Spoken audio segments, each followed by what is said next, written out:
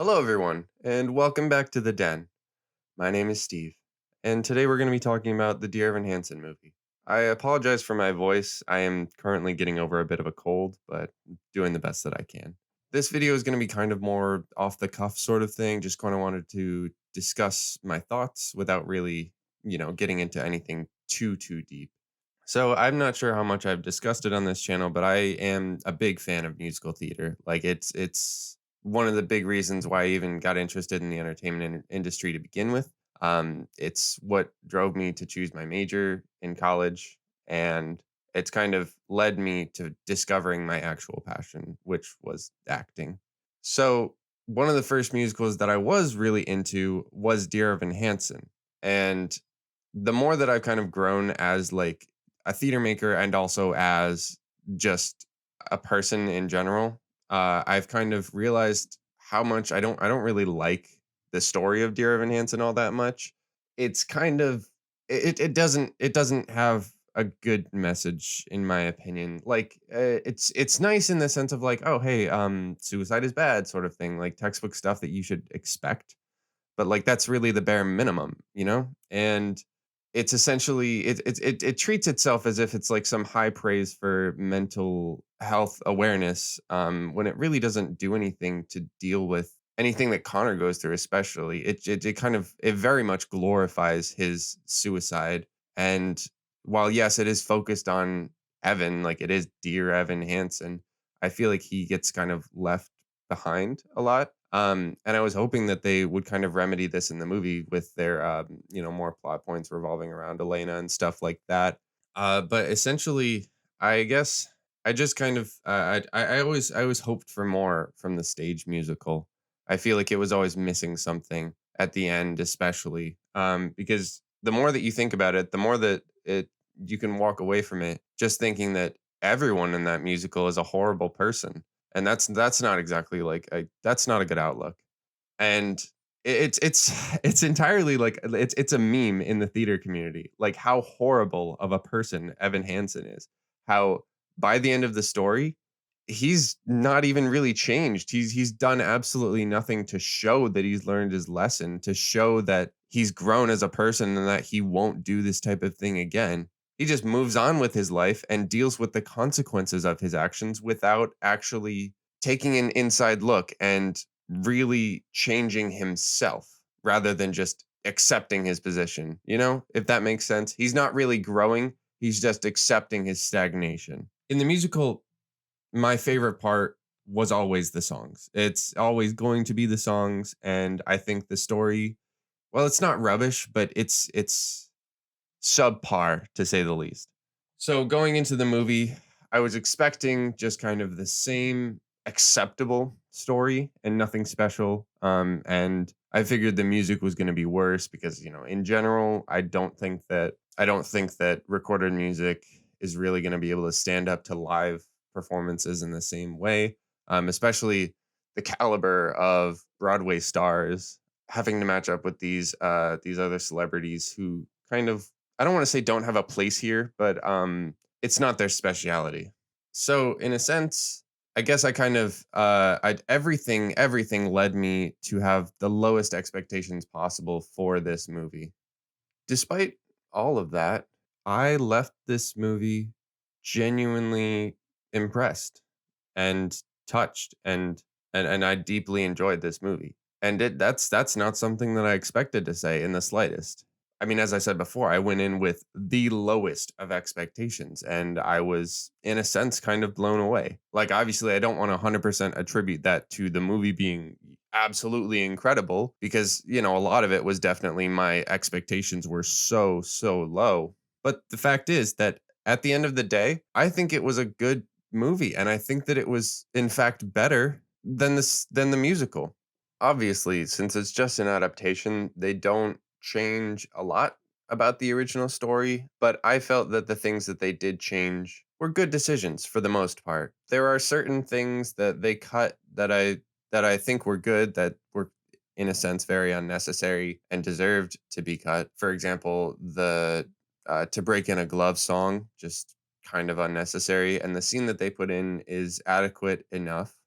It's kind of The plot point of Connor's dad trying to reconnect with him is good in concept. I just don't think that either the scene or the song did the best job executing it. That's not to say that it can't be done. It's just it was executed poorly in this instance of it. And they also decided to cut several of the instances of Connor coming back to speak to Evan or sing a song with Evan. Like for example, they cut "Disappear." This I don't I think it was a good idea. It was a good idea for them to cut "Disappear" and to cut Connor as a ghost coming back to haunt Evan, essentially. Because in a sense, I mean, that was really just to show Evan's inner turmoil. And we got to see that played out just fine without Connor being there. We didn't need Connor's ghost being there reminding Evan of his lie and all of this when it's kind of right there all in our face the whole time. So I'm glad that they cut Connor's ghost because it was kind of unnecessary and I felt like it was kind of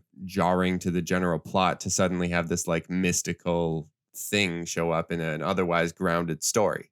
In place of that, they added some things to kind of buff up the runtime, I guess. Like they added a whole subplot of Elena and her medication and her mental health struggle, which I thought again was good in concept. I think it's important to explore those types of things, and especially the effect that they have on people that you can't actually see. Like obviously with Evan, you look at him and the way that he acts and his friend group and like well lack thereof, and you see that this is a kid who has those kinds of I don't want to say problems, but ailments that he's working through, and the mental health stuff that they try and get at is very blatantly out there in front of you. Whereas with someone like Elena, it's not as clear cut in any capacity. It's a front, like she puts up a front of having this perfect life and having everything together, and in a sense, she's kind of just faking it till she makes it. Like it's really a perfect sort of allegory in that sense. Another change that they made was making Larry Connor's stepfather rather than his biological father, which could have honestly gone either way. Personally, came off as kind of unnecessary. It seemed like it was really just put in so that Amy Adams could have that one scene where she calls him out for not actually being his father. But other than that, it doesn't really serve any significance to the plot, and I don't quite understand why they put it in other than to differentiate it from the original. I think that the father had some really good emotionally resonant scenes, like regardless of whether or not he was the stepfather or the actual father. In this movie, Larry was written much better than in the stage musical. And I don't think that that's because he was a stepfather versus a biological father. I think that that's just genuinely better writing. I think that there was a lot more to deal with his path of grief, like as a father going through that, like grieving the loss of his child. And whereas in the musical, it seemed like he was much more cold and not to say incapable of caring, but had a harder time with it.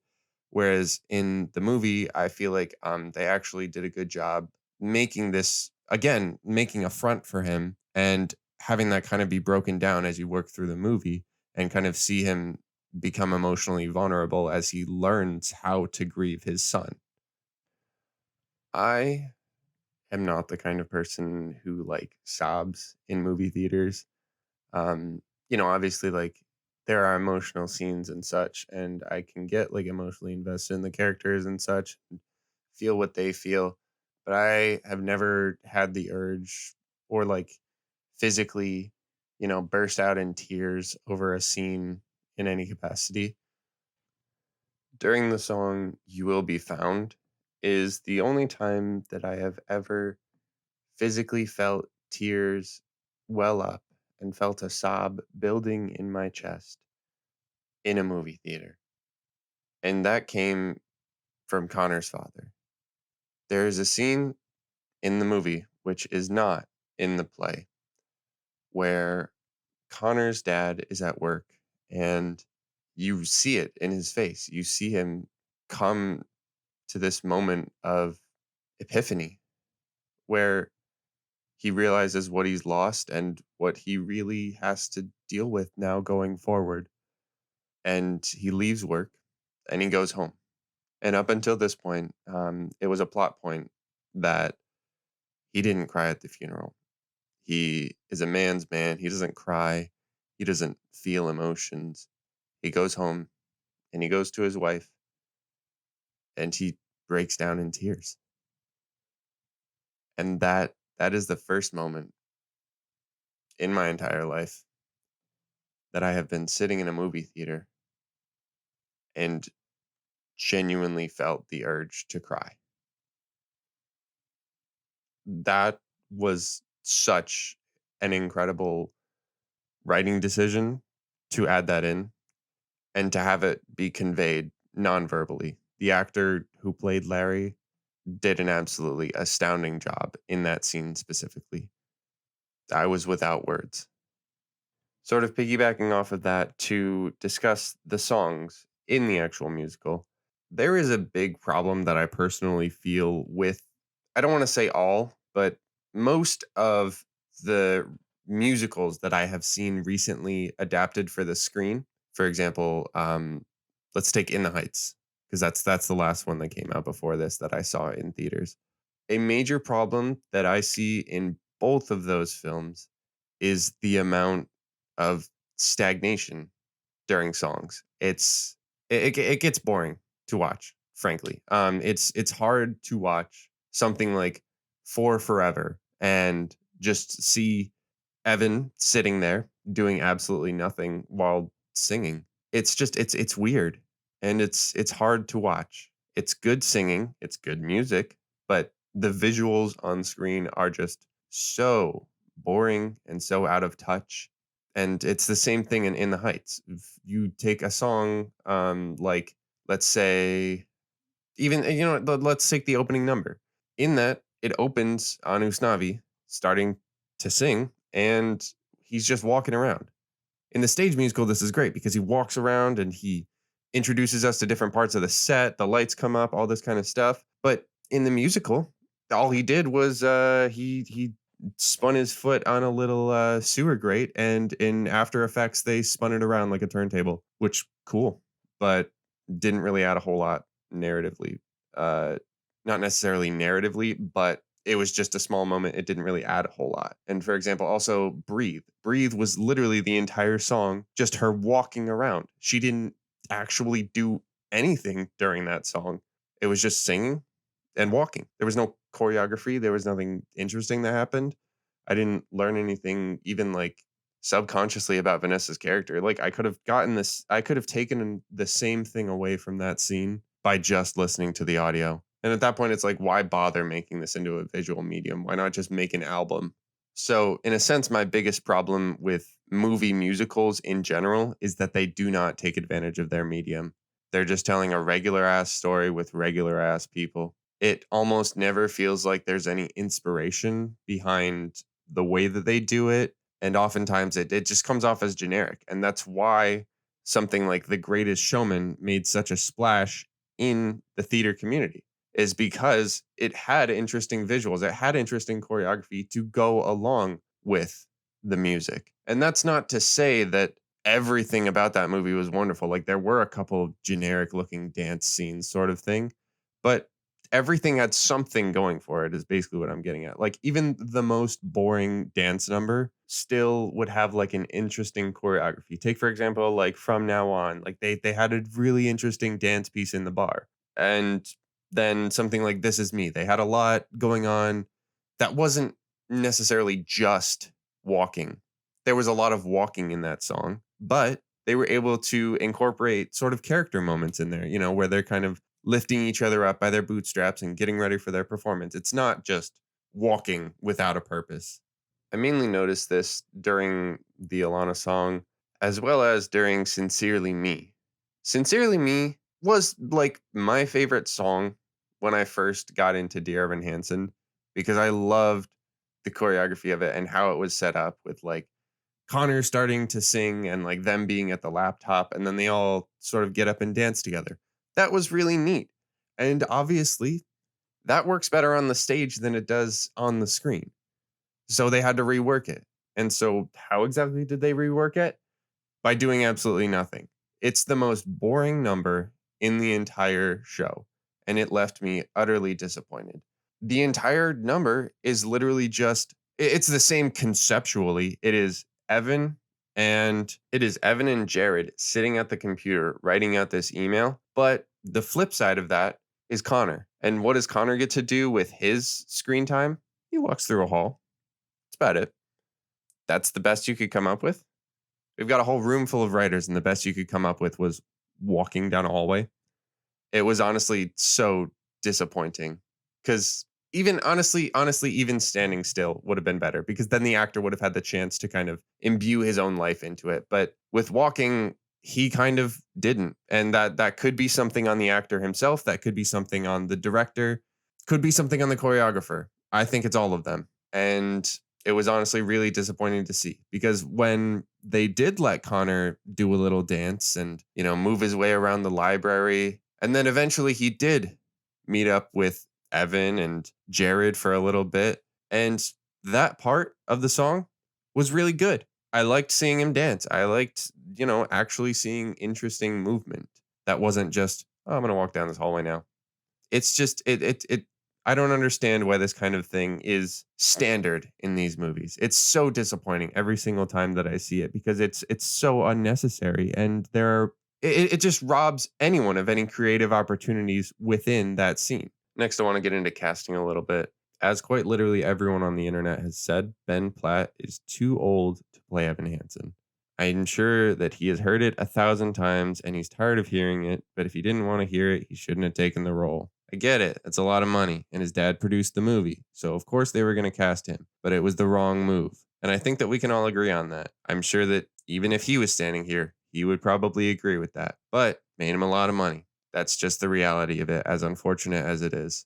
At the same time, though, it's genuinely hard to watch at certain points. For example, every scene where he's running, like through the woods, I don't know if like they forgot to put the special effects makeup on him or something, but he genuinely looks like an old man in those scenes where he's running in the woods. And as well as I first noticed it in waving through a window. So quite literally, right as the movie opens, the first close-up shot they did of his face, I was like, wow, they caked on so much makeup to try and cover up how old he is.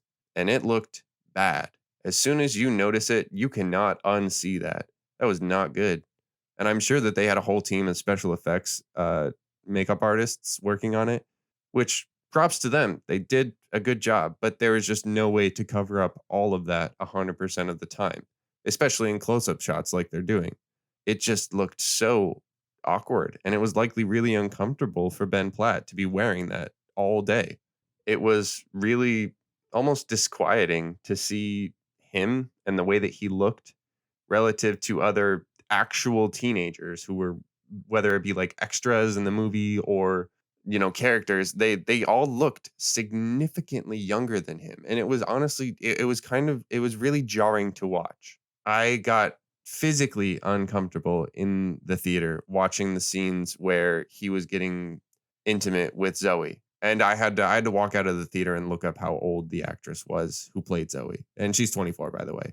So it was okay, but the actress who played Zoe has a very young looking face, and she looks like she's 15 or 16 or however old Zoe is supposed to be. Ben Platt does not look 16 or 17 or however old he's supposed to be. It's not even a close call. Like it was genuinely uncomfortable for me to sit in that theater and watch.